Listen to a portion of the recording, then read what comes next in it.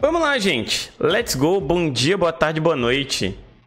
Temos aqui um vídeo de um canal chamado Replay. Eu imagino que essa seja a pronúncia. Se eu tiver pronunciado errado, foi mal. Ou é Reply. A fila já encheu. Na verdade, tem uma vaga. Mas deixa eu ver esse vídeo aqui para poder depois pegar o seu pedido e eu me organizar de novo. Bora lá, gente. O nome desse vídeo é Explicando algumas coisas sobre educação.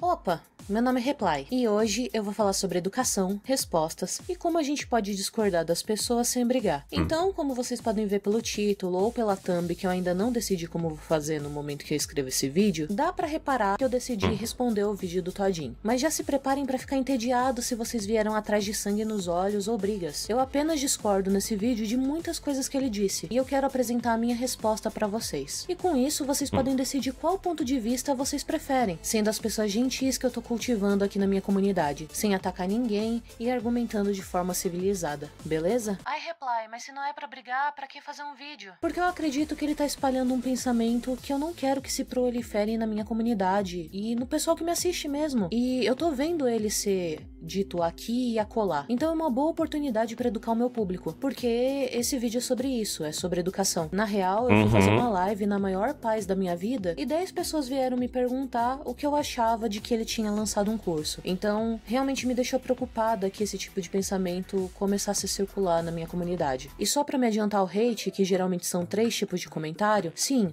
o cara é 10 vezes maior que eu em views e blá blá blá. Se fosse pra fazer por inveja, eu faria sobre pessoas que são maiores do que ele. Sobre minha propriedade do assunto e pra quem precisa de carteirada inútil, eu tô quase me formando em mestre em pedagogia pela USP. Então eu estudei o suficiente pra poder dar meus 2 centavos sobre o tema. E sobre a louça pra lavar, esse é um comentário machista, então nem precisa ver o vídeo. Afinal, vai ser só uma mulher dando opinião. Mas se você ainda tá aqui e decidiu me dar uma chance, vamos nessa. Cria um curso que eu pagaria com certeza. Sério, seu jeito de explicar as coisas é muito simples e direto. O começo do vídeo é o padrão. Ele introduz o tema do vídeo com comentários elogiosos sobre a didática dele. Padrão de marketing, nada de errado nisso. Aí, na segunda frase, ele já vai soltando a primeira mentira dele, que ele mesmo vai desmentir mais pra frente no vídeo. Qualquer vídeo que for editado por alguém com mais de 2 neurônios é melhor que a escola, é o que ele vai dizer. Eu ensino melhor que a escola. E eu nunca deixei isso subir a cabeça, porque qualquer vídeo no YouTube que tenha um roteiro e seja editado por alguém com mais de 2 neurônios é melhor do que a escola. Dá de relevar agora, porque é alívio cômico, né? Aí ele vem dizendo: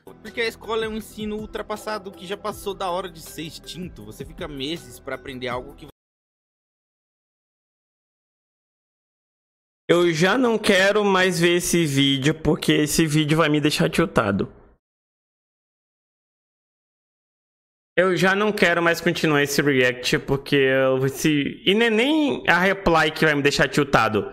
É os cortes que ela botar do Todinho que vai me deixar tiltado. Eu vou acabar tomando o processo dele.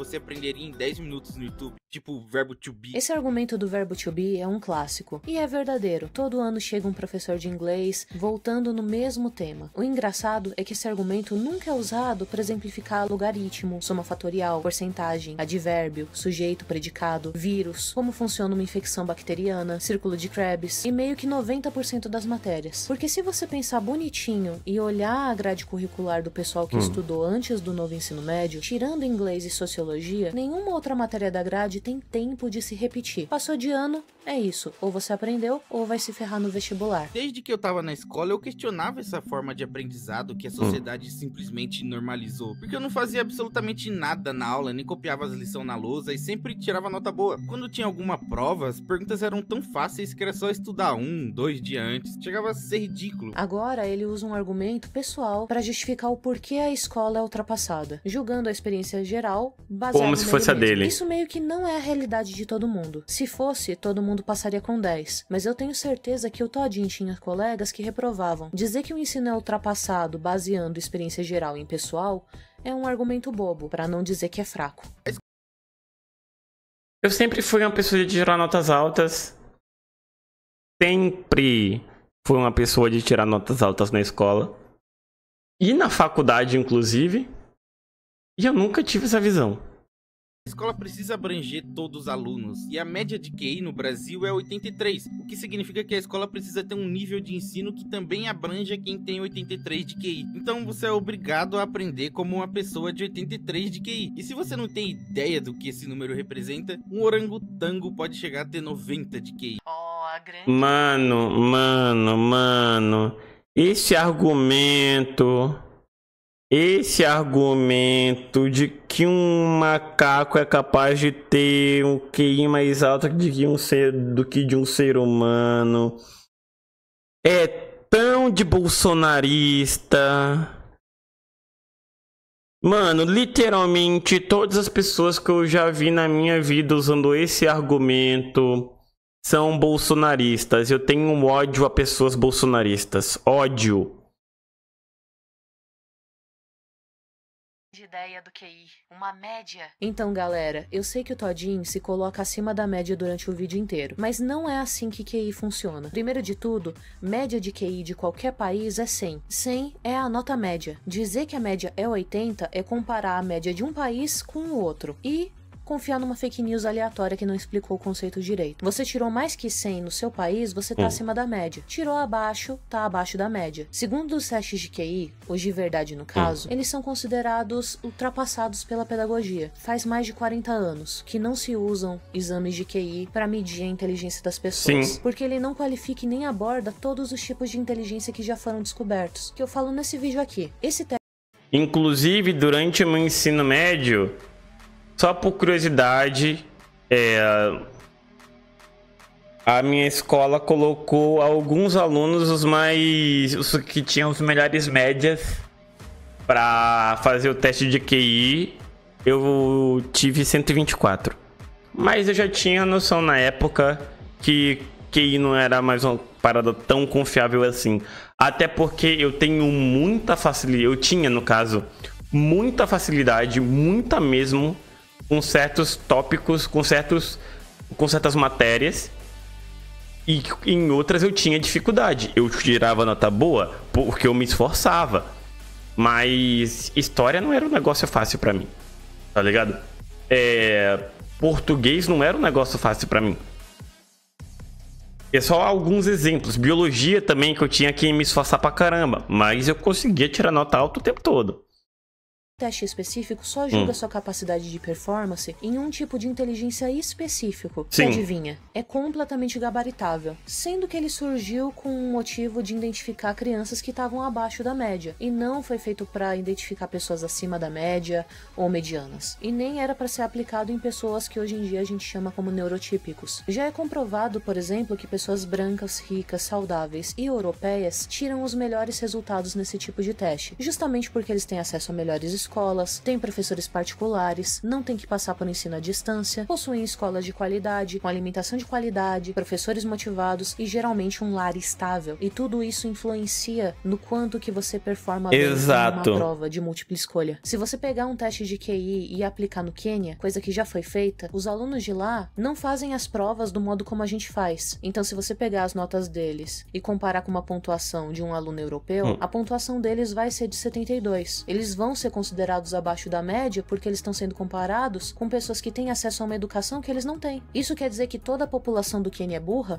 Não, eles são extremamente inteligentes e eles desenvolvem os próprios métodos de pesquisa, o próprio método de ensino e o próprio sistema avaliativo, porque eles fazem provas com uma estrutura diferente de pergunta e assinalar resposta. Eles têm uma estrutura argumentativa. Basicamente, quando você submete um teste de QI sem saber o que ele faz, você está colocando um peixe para correr num triatlon. E é só isso. Não é uma prova que foi feita baseada numa constituição social dos caras. Ou na nossa aqui no Brasil mesmo, como a América Latina. Já foi comprovado, por exemplo, que o nosso Enem é muito mais difícil que vários exames de admissão de universidades dos Estados Unidos. Vários. São consideradas tops de linha. Mas isso não torna os jovens de lá mais burros que os nossos. São exigências diferentes de povos diferentes, com preparos diferentes. Então a escola te condiciona a ter uma mente pequena, e muitos gênios se perdem nesse caminho porque A escola te condiciona a ter uma mente pequena.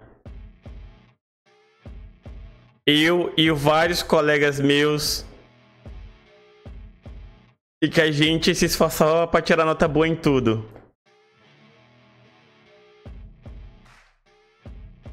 Quem condiciona a sua mente a ser pequena é você mesmo. Simples. Tá? Ai, Moreno, mas você tá falando isso porque estudou na escola federal, então que tinha que passar na prova. Então a maioria das pessoas também já eram meio que pré-preparadas pra tá bem. Fala isso pro Adelson, que era amigo meu no ensino médio, que era filho de pedreiro.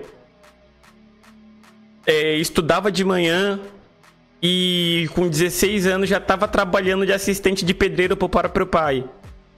Que não tinha condição nenhuma, basicamente, de ter tempo pra estudar com calma, tá ligado? Ele estudava de manhã com a gente, de tarde ele ia trabalhar, de noite ele chegava exausto, fazia o que ele dava conta de fazer, ia pra escola no dia seguinte. E não desistiu nem um pouco. Era um aluno que fazia o que ele podia, tá ligado? Pra tirar nota boa e passar e os caralho 4. Eu fiz vestibular e peguei e passei também. Eu ganhei bolsa 100% pra fazer engenharia de telecomunicações em Brasília. E ele passou pra fazer engenharia civil, que era o sonho dele, porque o pai dele era pedreiro. Ele fez engenharia civil, hoje o cara é engenheiro. Quem condiciona a sua mente a ter uma mente pequena é você mesmo. Obviamente, cada pessoa vai viver uma vida diferente. Cada pessoa vai ter dificuldades diferentes por conta dos contextos sociais, do contexto familiar e tudo isso. Mas, principalmente quando se trata de desempenho acadêmico, você é capaz de tudo. Tudo. Tá? Umas pessoas vão ter mais facilidade do que outras. Mas tudo é possível. Tudo. Tá? Vou dar um outro exemplo aqui. Esse vídeo vai ficar longo? Vai ficar, foda-se. Eu, quando comecei a estudar na faculdade, né, para fazer engenharia de telecomunicações, uma das primeiras aulas já foi cálculo. Acho que foi no segundo dia de aula foi cálculo. E ali ao longo já do primeiro dia de aula, eu percebi que um professor meu fez piada com um aluno que estava repetindo o cálculo 1 pela 5ª vez. E eu fiquei em choque, fiquei confuso. Como é que o cara tava se dedicando tanto? Pô, ele tipo, tava até agora na faculdade, sendo que ele não tava passando de cálculo 1. Aí eu fui e perguntei, tipo, no dia seguinte,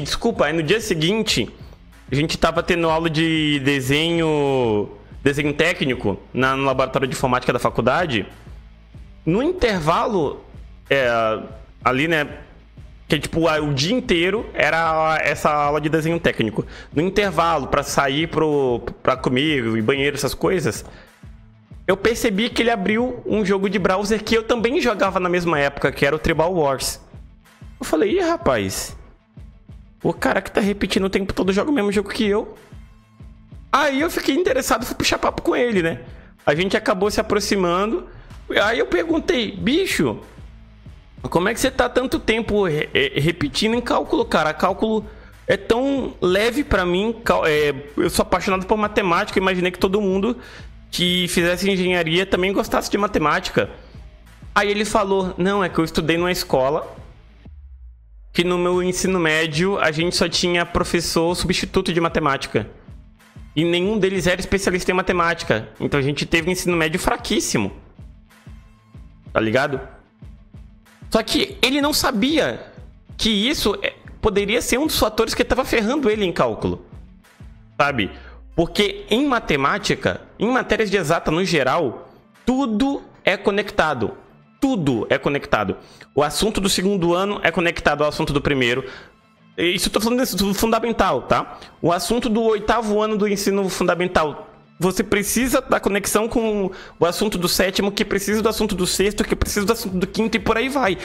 Tudo é uma crescente escala. E aí ele teve um ensino médio porco em matemática, por isso que ele estava se ferrando em cálculo. E aí eu tentei ajudar ele, tá ligado? Eu fiz o que eu pude pra ajudar ele, estudava com ele, fazia exercícios com ele e tudo mais. Mas mesmo assim, no final do semestre, eu passei com média 9 e ele repetiu. Ele perdeu a matéria de novo. Aí eu só virei pra ele e falei, bicho, faz o seguinte, você confia no que você estudou até a 8ª série, que naquela época ainda era 8ª série, né? Não era 9º ano, o último ano de ensino fundamental. Ele falou, confio, eu lembro de muita coisa e tudo mais. Aí eu falei, quer saber de uma coisa? Procura livros de 1º, 2º e 3º ano do ensino médio. Compra, sei lá. Estuda sozinho. Nessas férias. Pro semestre seguinte. E qualquer coisa, qualquer dúvida, me manda mensagem no WhatsApp. Eu te ajudo. No semestre seguinte, ele passou com média acima da minha. Cara, tudo tem contexto. Tudo. Ainda mais em matéria de exata, tá ligado? E é o que eu falei.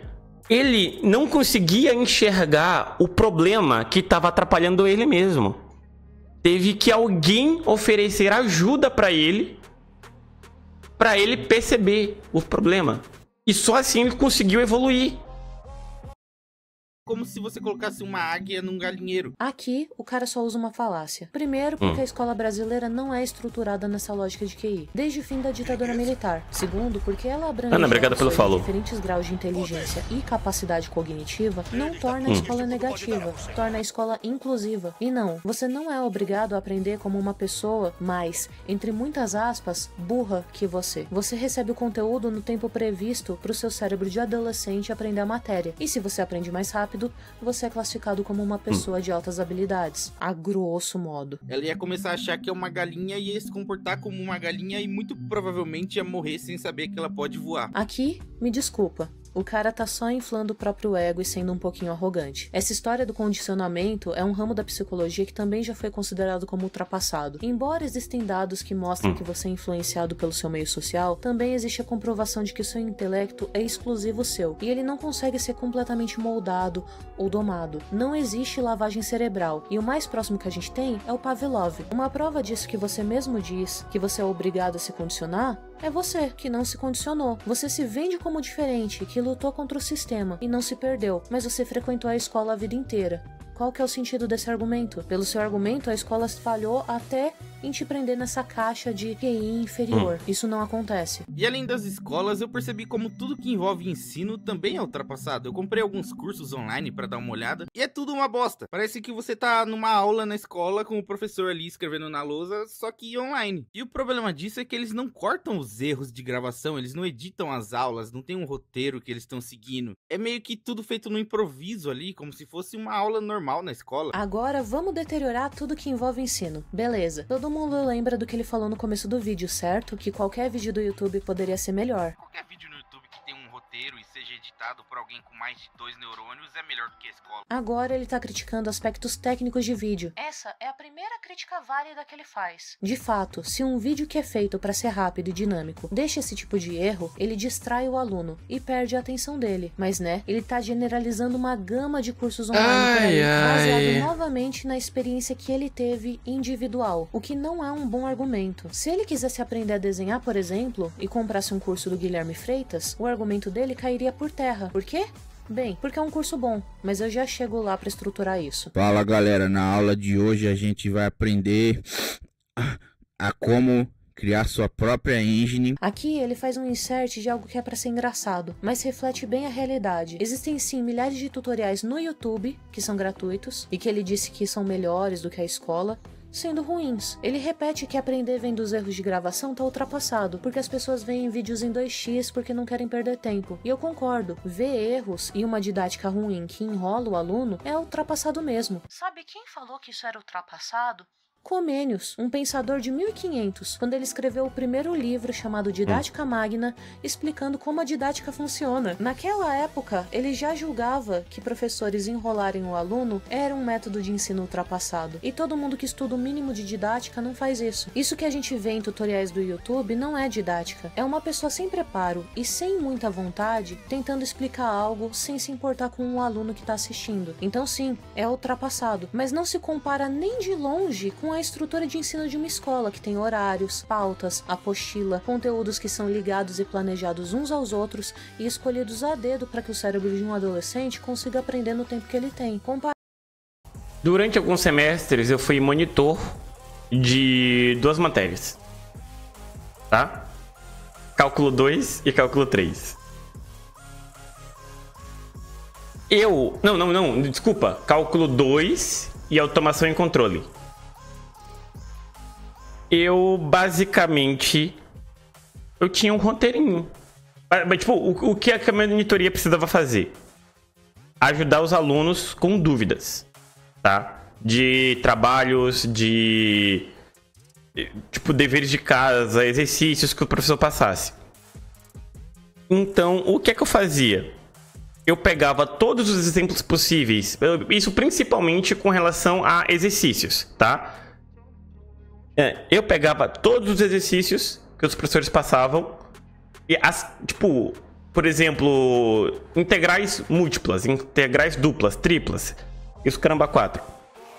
Eu separava, tipo, em tópicos, tá ligado? Em fases. Toda a questão eu separava em tópicos e falava, não, e organizava isso direitinho para explicar pros caras, tá ligado? Então, primeiro você faz isso, para com esses fatores você vai usar isso, para isso, isso e isso, depois você vem daqui para isso. Não é só fazer, é mostrar onde você vai pegar os dados, o porquê você tá usando esses dados e ir desenvolvendo o problema. O ensino de uma escola com um vídeo no YouTube é uma besteira sem tamanho. E eu era só monitor, imagina professores. Tá extremamente ultrapassada. Porque algo que você poderia aprender em 10 minutos se torna 1 hora, sendo 50 minutos do professor errando, pensando, desenhando, ilustrando, raciocinando, estruturando o que ele vai falar na cabeça dele. Aqui ele tá criticando o curso de um professor que não tem didática. Beleza, próximo ponto. Por que você acha que uma faculdade tem 4, 5, 6 anos? Que delícia. Chegamos na faculdade. Vamos lá, mano. O que tu tem pra falar sobre faculdade? Não é porque leva 6 anos pra aprender algo. É porque eles querem te segurar por 6 anos pra você pagar 6 anos de mensalidade. Jesus Cristo. Jesus Cristo.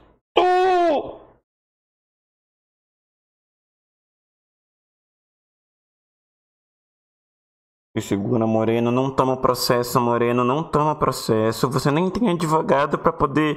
Se segura, Moreno, se segura.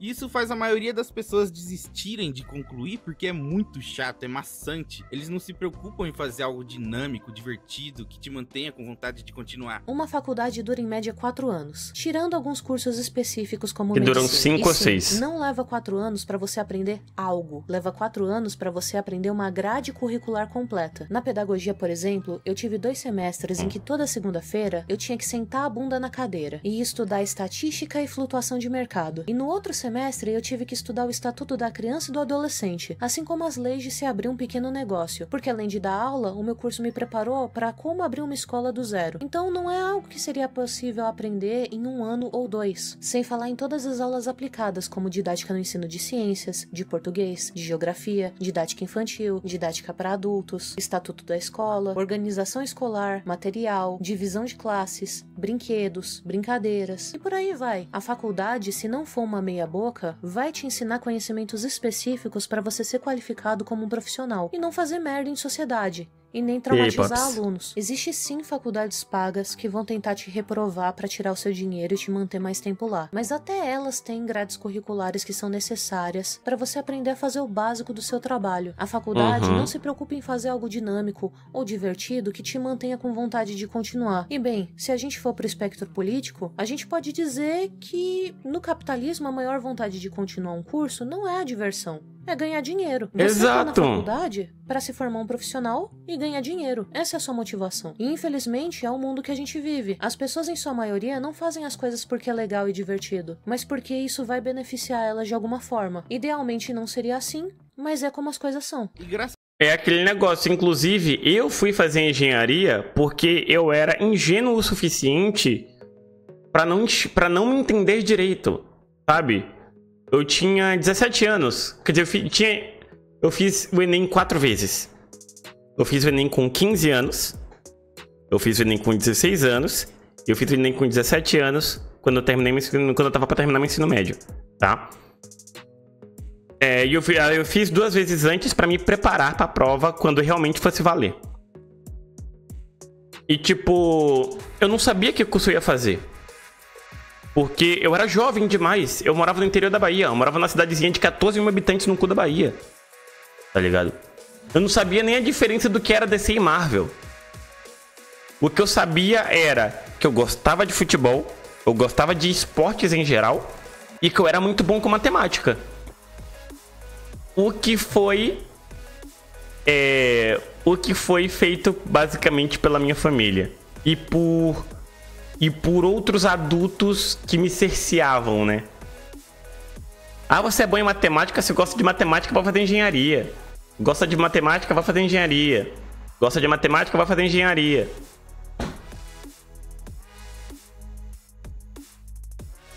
Não era pra eu fazer engenharia. Não é à toa que eu tranquei o curso, porque eu tava infeliz.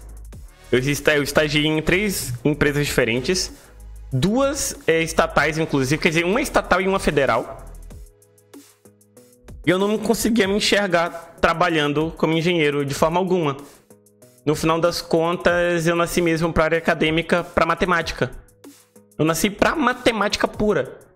Se eu soubesse disso, se eu tivesse um tempo para me conhecer, para me entender, antes de escolher qual curso eu iria fazer, talvez vocês nem estariam vendo esse vídeo no YouTube agora. Porque eu teria ido direto para matemática e teria concluído o curso. Hoje eu seria professor. Exato, Matt. A minha parada com matemática é a parada técnica mesmo da coisa, entendeu? O meu amor é pela técnica, a parte como é que se diz? Teórica da parada, da matemática. Na engenharia, você usa a matemática para aplicar e gerenciar e resolver problemas de engenharia. Eu nunca fui bom nessa área de projetos. Nunca. E olha que eu estagiei em 3 lugares diferentes. Nos 3 lugares diferentes, cada um era um ramo de engenharia de telecom diferente. Não era pra mim. Graças a isso, os cursos online sobre absolutamente qualquer coisa meio que ganharam uma má fama. Tem muita gente que tem preconceito. Esse é o primeiro, Pops. Tem muita porcaria nesse meio. Aí agora ele volta pros cursos online e que eles ganharam uma má fama. Esse é o gancho para ele introduzir que o curso dele vai ser diferente de todos os outros. Concordo, tem muito curso online e professor de escola sendo ruim, mas ainda assim a escola acaba sendo menos pior do que um curso justamente por conta da estruturação ser pensada por muitas pessoas e não por um cara só que nunca estudou didática. Porque as aulas de um curso não podem ser exatamente como um vídeo no YouTube, ensinando da mesma forma, com edição bonitinha, com roteiro, que ensine rápido e sem enrolação, e ensine de verdade. Chega a ser bizarro, porque o conteúdo no YouTube é grátis e bom, aí quando você paga por um conteúdo, ele é uma porcaria. Não faz sentido nenhum. Aí aqui ele fala dos ideais dele e eu concordo. Por que as aulas de um curso não podem ser assim? E daí a gente lembra que o conteúdo gratuito do YouTube também, em sua grande parte, é ruim. Ele mesmo, na paródia que ele fez sobre um curso gratuito, demonstrou algo que poderia ser um vídeo do YouTube. A verdade é que a grande maioria dos cursos vai ser ruim porque a grande maioria dos cursos gratuitos e pagos estão sendo entregues por um professor despreparado e desesperado. Então, por não querer me misturar com essa gentalha, eu nunca fiz um curso. E também porque eu sempre achei que eu não tava pronto pra fazer um curso. Porque eu sou só uma criancinha brincando de fazer vídeo pra internet. O que eu tenho pra ensinar pra alguém? Ele não é uma criancinha. Ele tem CNPJ e fecha patrocínio com empresa grande. Tem o próprio negócio, a própria empresa, assim como todo youtuber que fecha patrocínio tem. Isso é um apelo pra emoção, pra gente achar que ele é fofo e humilde, embora ele tenha inflado o próprio ego durante o vídeo inteiro. Eu tô nessa porra desde que eu era um feto. Mesmo quando eu não criava jogos de verdade, eu via vídeos, eu tentava, eu testava de Mas aí que tá, parceiro. Você foi criado dentro do YouTube, dentro da internet. Você não viveu a vida de verdade. Você não viveu a vida de verdade. Tá explicado o porquê você é assim. diversos programas, eu tô imerso nesse mundo há mais de uma década. Eu sei o caminho e os erros que você não deve cometer na sua jornada de desenvolvedor. Aí agora ele fala do histórico de vida dele, onde ele se vende como um bom mentor e por que ele é qualificado pra te ensinar. Então, se isso não é estar pronto, o que caralhos é estar pronto? Aprender didática, pelo menos a base. Experimentar dando aulas gratuitas, receber feedback com elas, aprimorar o seu método antes de vender. Eu tenho plena certeza de que eu consigo ensinar alguém a criar jogos. Pior é que você consegue mesmo. Ensinar bem, aí é uma questão de que tipo de aluno você vai pegar. Porque tu não pareceu ter muita empatia com seus colegas de classe que aprendiam mais devagar que você. O que me leva a questionar se você teria empatia com seus futuros alunos, que também não aprendessem na mesma velocidade que você tá esperando. Pra falar a verdade, o curso já tá em produção há muito tempo, e agora ele tá na fase final. Eba, Todinho, parabéns pelo curso. Mas me preocupa de verdade que você pensou em entender a motivação dos seus alunos agora que ele já tá na fase final. Isso indica que o seu curso não foi estruturado com os teus futuros alunos em mente, e sim com um aluno idealizado na sua cabeça. Eu quero que seja dinâmico, divertido e objetivo, sem enrolação, sem enganação, sem frescura. Ele descreve de novo os ideais dele, são ótimos ideais. Vamos fazer o Juninho entregar flores pra Jubes-Creus e depois eles irem no encontro e etc. E muitas coisas muito românticas que acontecem quando você entrega uma flor para uma mulher. E tá o Juninho, é só o Juninho, está aqui, é só o Juninho. Aí aqui tem um cofre.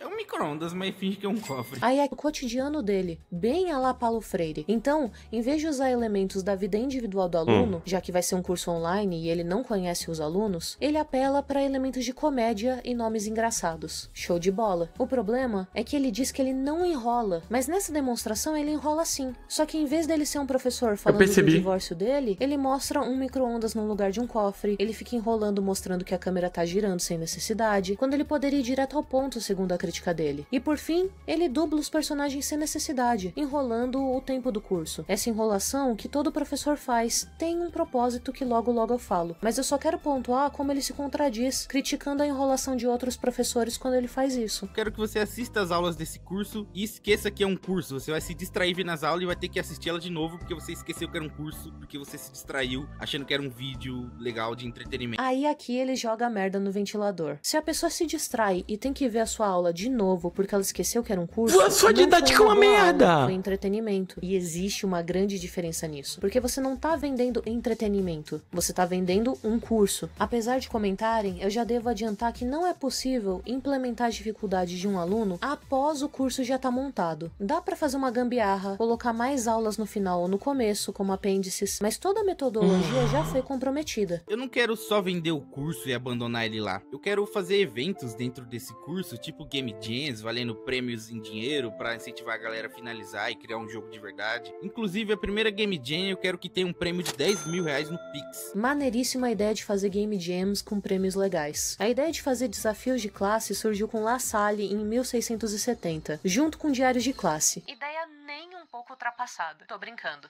Se a gente usa até hoje é porque funciona. E é isso aí. Em breve, muitas novidades. Tchau. E é isso.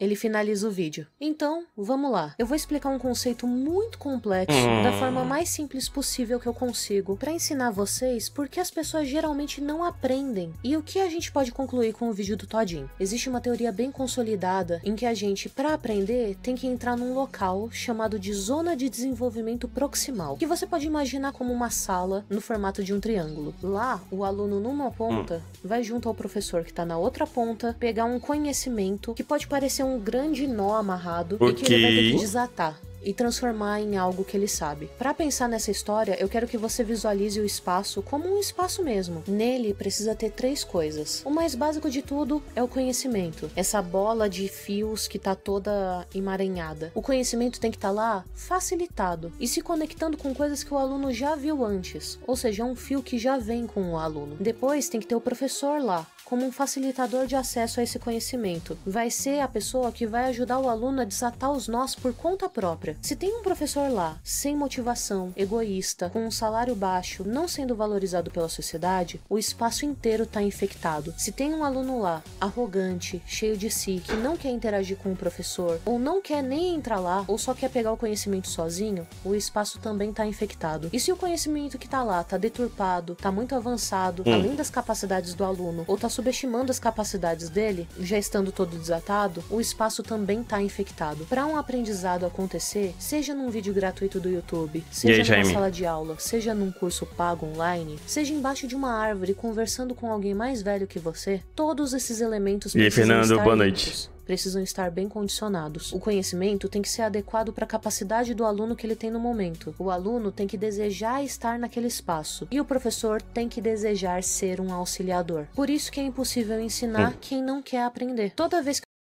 Dito isso, eu só quero passar um recado aqui. Espero que alguém aí no Distrito Federal possa reconhecer, ver esse vídeo e passar o recado, tá? Professor Renato, lá do IESB de Brasília, você foi o melhor professor que eu já tive na minha vida, tá? Professor de cálculo 1, cálculo 2, cálculo 3. Você é incrível, a sua didática era sensacional e você merece tudo de bom nessa vida. Que você era incrível. Você se esforça. Não lembro, não sei como é que você tá hoje, né? Porque você me deu aula até 10 anos atrás. Mas você era incrível. Você se esforçava pra caramba pela gente. Você sempre tirava as nossas dúvidas. E você tinha um humor sensacional. Tá? Se um dia eu realmente voltar a estudar no sentido acadêmico, virar realmente o professor de matemática, de cálculo principalmente, cálculo e probabilidade estatística, que são as coisas que eu mais amo nessa vida, a minha fonte de inspiração será o professor Renato, tá? Então, se você conhece o professor Renato, que dá aula de cálculo lá no IESB em Brasília, manda esse recado pra ele. É isso.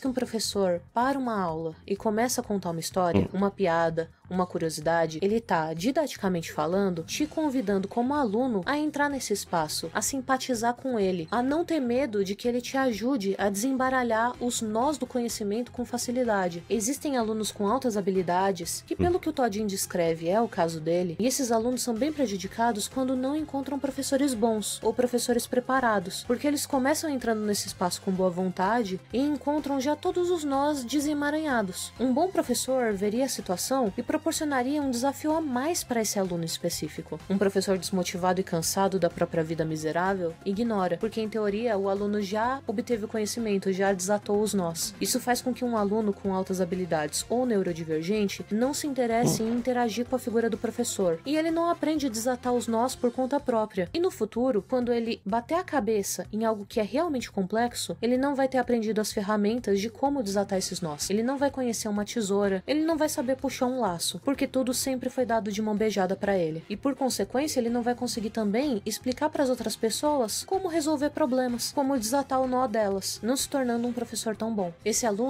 Inclusive, vamos lá. Eu me organizei com os alunos da minha sala, tá? Para que a gente conseguisse, com todo o respeito do mundo, espero que vocês entendam, tirar um professor de Física 3 da gente. Ele dava aula de Física 3 e dava aula de Eletrônica Digital. Por quê? As provas dele eram muito fáceis. Eram muito fáceis. E para completar, a aula dele era um porre. Ele não tinha uma dicção boa. Ele não tinha... Ele ficava claramente desconfortável na frente dos alunos. Ele travava o tempo todo. Ele não olhava pra gente. Ele ficava olhando pra cima, porque ele demonstrava claramente estar nervoso, sabe? E ele passava só o básico pra gente. E a gente sabia que o básico não era o suficiente. Porque a gente precisaria pro mercado de trabalho. Ali... eu me organizei, falei com o pessoal que também estava revoltado na sala. E a gente conversou com o pessoal da turma que também tinha eletrônica digital. E a gente foi falar com a coordenadora do nosso curso, né? Que daquele jeito não estava dando. Porque por mais que a gente estava tirando notas altas, a gente estava tirando nota alta porque eram questões pífias, fracas. Que era só... que tipo... não precisava se esforçar nem um pouco para estudar para as provas, tá ligado? E ela mesma foi olhar na lista lá das notas de média das turmas e tudo mais, que a média geral da turma era muito maior que o resto. É isso, do que adianta tirar nota alta se não aprendeu? Era basicamente isso, o ponto. E aí a gente teve que fazer uma pressão absurda, tá? Ainda mais porque a coordenadora falou: não, mas a gente não pode demitir esse professor, a gente não pode tirar ele, porque ele é um profissional excelente, ainda mais nas aulas de nos projetos de conclusão de curso, que ele é um excelente profissional para poder ser mentor para TCC, para projetos, tudo mais. A gente não pode desperdiçar um profissional como esse. Aí eu virei para ele e falei o seguinte, ou para ele não, para ela, e falei o seguinte: ok, a gente não tá aqui julgando as competências dele como um profissional na área de projetos nem nada. O negócio é que não dá pra ele ser professor. Não dá, porque ele não tem didática, ele não tem uma dinâmica boa, a dicção dele é uma porcaria, ele trava o tempo todo, ele tá claramente desconfortável, a gente tá perdendo tempo. Foi uma pressão gigantesca que a gente teve que fazer e enfim, bora continuar. O aluno não vai saber como estudar. Ele vai se convencer que tudo é muito fácil ou extremamente inalcançável. E principalmente ele vai pensar que é o professor que explica mal e se exibir da culpa de falar que ele precisa de mais desafios. Não, Fernando. Exigir que o professor note ele. Esses alunos que têm altas habilidades acabam sendo condenados por encontrarem professores ruins. Assim como alunos com dificuldade também são condenados quando encontram profissionais ruins. Depende. Se o aluno com altas habilidades, que era o meu caso, ele acaba sendo taxado como uma pessoa ruim se ele não tem empatia. Se esse aluno com altas habilidades tem essa empatia de se colocar no lugar de outra pessoa, de entender os seus colegas que têm a dificuldade e tentar entender onde está o problema da situação, não pensar só no seu próprio rabo, ele vai ser capaz de solucionar muitos problemas. Muitos.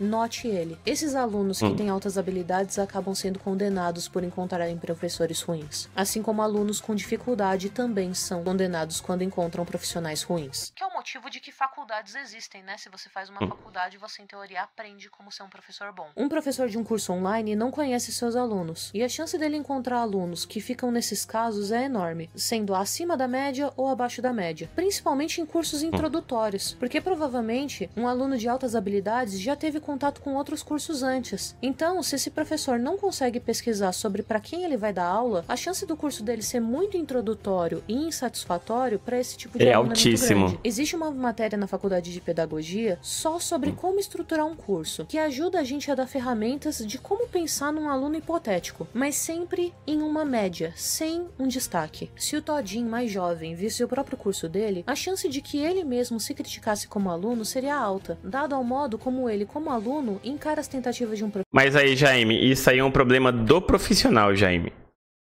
aí é um problema do profissional, tá ligado?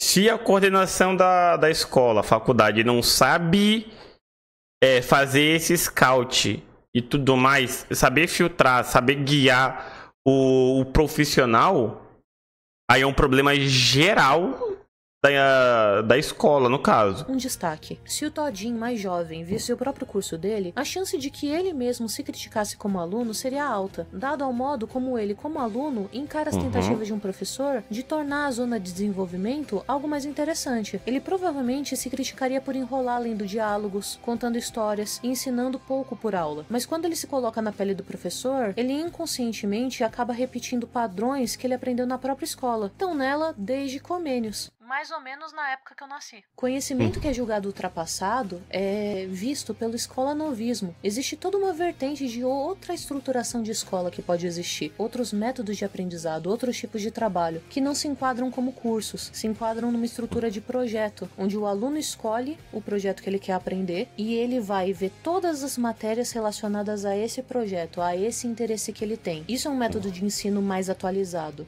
de uma vertente de escolanovismo, que é feito ainda assim numa escola, com pares, com outros alunos e com professores como facilitadores, e não cursos online. Cursos online são uma repetição da escola, só que online. E a maioria dos cursos online e tutoriais do YouTube são ruins porque eles não seguem uma regra que foi pensada em 1500, que é de tornar o conhecimento fácil, progredir do mais fácil para o mais complexo, e ensinar o interessante, repetindo apenas se notar que o aluno não aprendeu. Eu não defendo a escola brasileira como um todo, principalmente como ela está agora com essa estrutura do novo ensino médio, onde pedagogos não foram tão bem consultados para formar ela. E ela está sendo feita para formar mais mão de obra do que intelectuais. Mas eu quero aqui mostrar que o que ele disse durante todo o vídeo é bobagem. Existe sim uma falha no nosso sistema educacional feita pelos nossos políticos. O salário dos nossos professores é extremamente baixo e eles chegam cansados e não têm nenhuma motivação para convidar cada um dos alunos deles a entrar numa zona de desenvolvimento todos os dias. Eles não têm força física, depois de ter que trabalhar em 3 escolas, de prestar atenção em cada uma das suas turmas, e eles acabam sendo professores ruins por consequência. Agora, se você for numa escola de elite, onde os professores têm dedicação exclusiva, uma melhor condição de vida, os alunos magicamente aprendem mais e gabaritam vestibulares.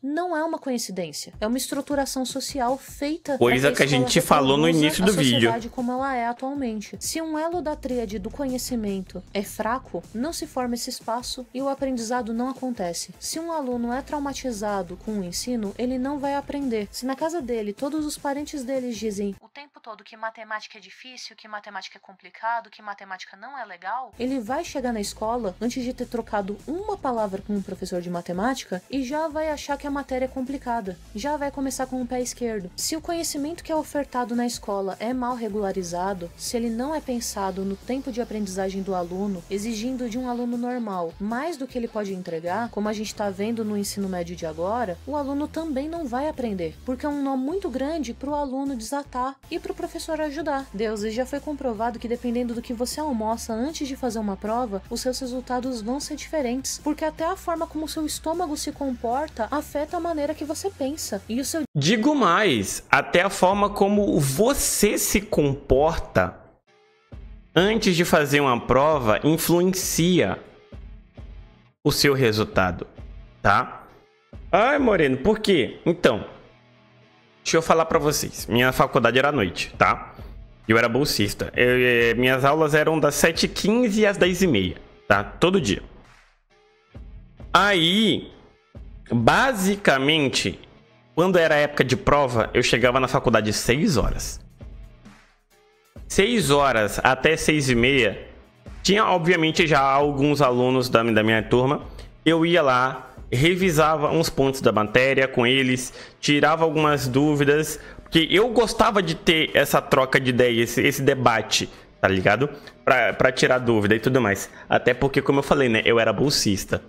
Então, às vezes o pessoal que trabalhava durante o dia e ia estudar de noite, simplesmente virava pra mim e falava: Moreno, me ajuda, tipo, bora fazer um mutirão de estudo aqui e eu te dou um dinheiro aí pra te ajudar. Eu sempre topava, porque, né, dinheiro na mão de um bolsista ainda. Na escola, na faculdade particular. Enfim. Aí, dava 6h30, eu falava o seguinte pros caras. Gente, eu vou comer. Me deixa quieto, eu vou comer. Eu ia pro estacionamento da faculdade, que eu não gostava da lanchonete da faculdade. No estacionamento da faculdade tinha algumas barraquinhas lá que tinham umas comidas legais, que eu gostava muito, inclusive.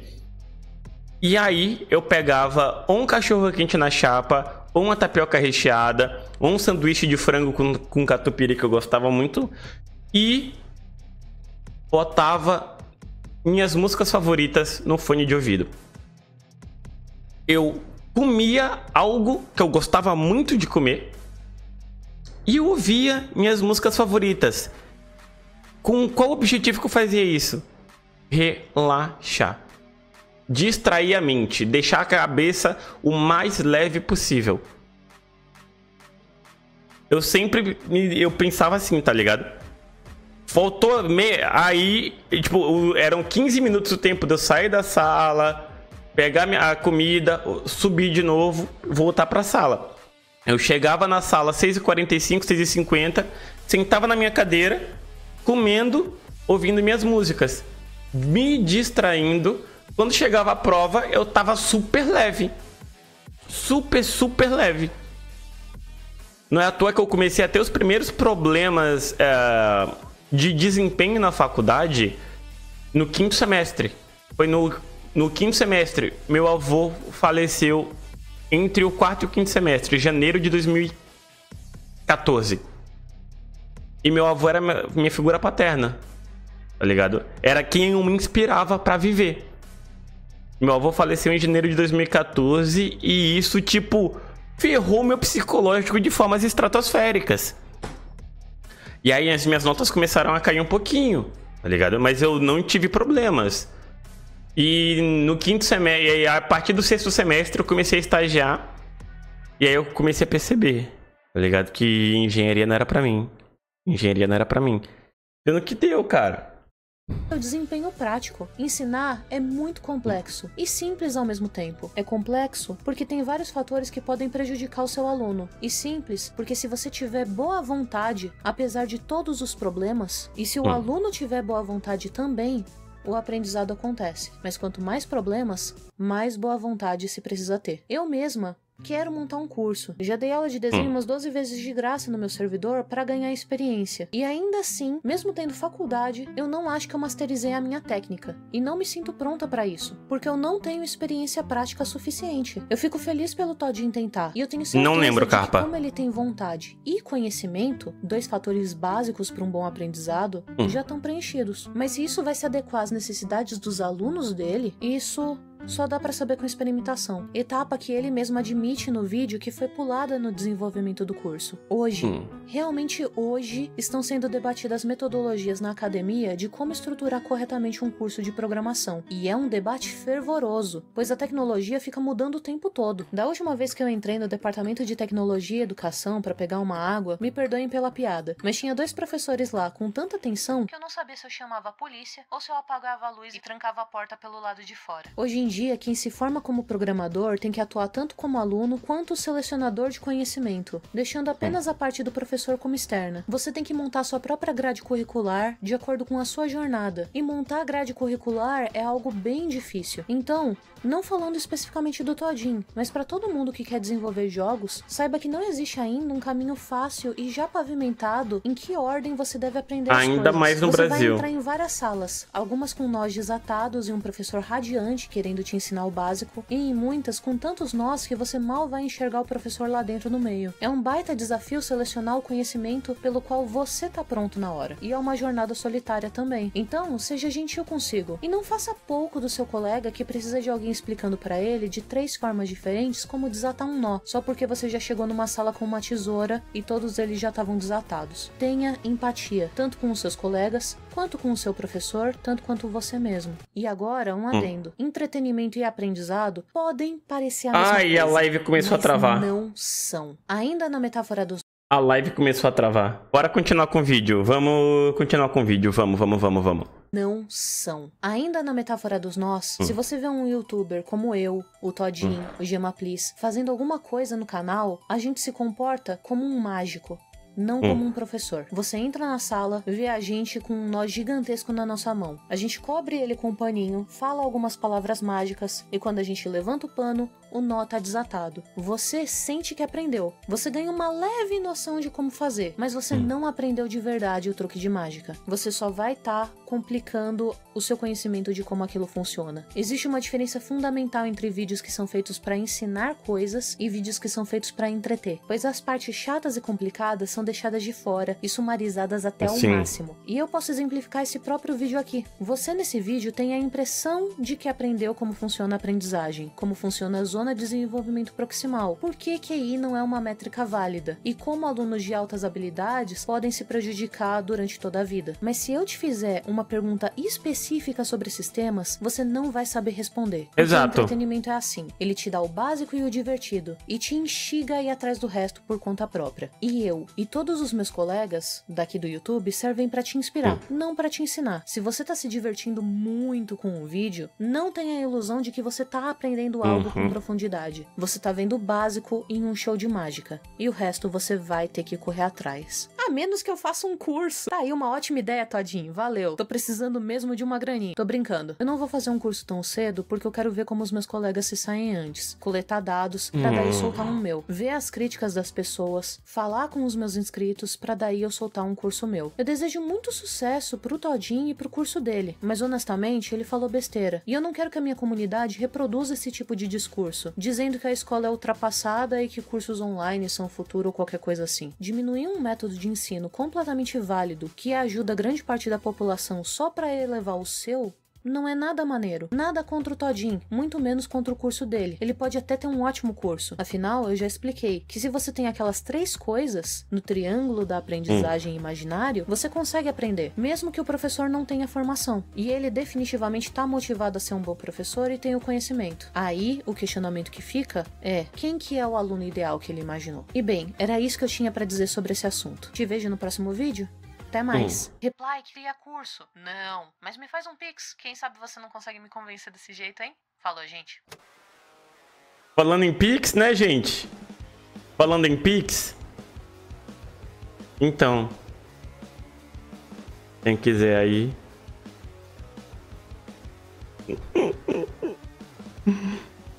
Ah, cara, na moral, velho. Ai, ai, cara, na moral, bicho, eu tenho que ficar quieto,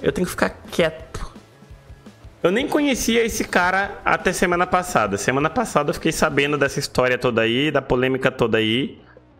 Aí, eu preciso pagar meus remédios, eu preciso pagar minha consulta com a psicóloga, com a psiquiatra. Aí, cara, se eu soubesse que o assunto ia envolver ele, eu teria recusado o vídeo, Matt. Porque o que eu tô com vontade de soltar aqui...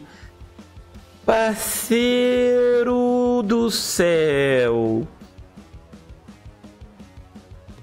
É melhor ficar calado. Mas, pra encerrar o vídeo, eu só vou dizer que eu concordo com tudo que ela disse nesse vídeo. Literalmente tudo.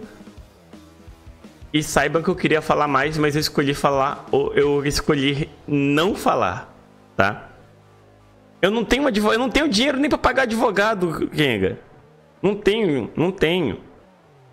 Tá? Enfim, vocês do YouTube, obrigado pela companhia. Até a próxima e eu fui. Tchau, tchau.